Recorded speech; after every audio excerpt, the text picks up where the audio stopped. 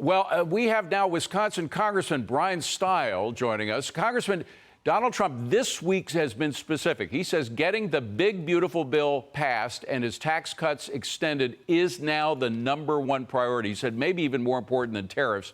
What are you doing to ensure that this happens at least by July 4th, if not Memorial Day? House committees are at work marking up the bill. The Financial Services Committee, where I sit, moved through our markup this week, saving billions of dollars to the American taxpayers. There's still some difficult negotiations to still get done. But at the end of the day, the House Republicans in a narrow majority are often underestimated, yet we continue to deliver time and again. And so we have to get there in large part because the American people will be hit with a $4.5 trillion tax increase if we fail to accomplish the goal. Making sure that we don't see one of the largest tax increases ever hit the American people is essential. And I think at the end of the day, House Republicans will get this bill done. What about those Republicans from blue states who want an increase in the deduction on salt taxes? Well, this is all part of the broader conversation. I think the real goal is we need to focus in on tax policies that are going to grow the economy. Right. I'm focused in particular on the R&D tax credit and others that are truly going to grow jobs and allow people to get good and better paying jobs. I'd rather see that than wealth transfers inside the tax code. But this is the conversation that we're having right now in an environment with an incredibly narrow majority.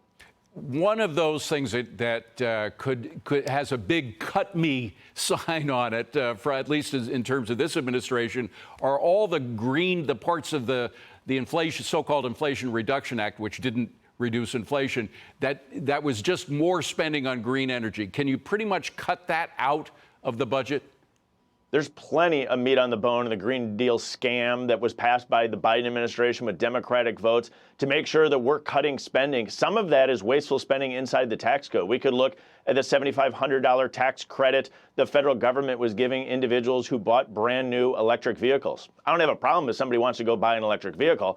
I just don't think hardworking Americans should be subsidizing that. We could look at electric vehicle charging stations, the amount of money that's going out from the federal government to that. When we built out gas stations across the country, it wasn't the federal government that did that. It was the private sector. And so I think as conservatives, we have a real opportunity to lean in on American conservatism and making sure that the private sector is delivering the growth, not looking for the federal government to simply hand out money. That's the problem that got us here in the first place. We have a huge opportunity to turn the tide and truly unleash the American economy. You know, this is a little outside of the budget, Congressman, but about a week ago, the president signed this executive memorandum about Act Blue and other kind of firms and NGOs that collect money, some of which may actually money for politicians, some of which may actually be coming from overseas, which would be illegal. How are you investigating this right now? I was excited when President Trump made that executive action. I began an investigation into Act Blue as chairman of the administration committee over 18 months ago. We saw incredibly lax security protocols at Act Blue. One simple example of that is you want to buy anything online, you need to use that 3 or 4 digit code on the back of your credit card.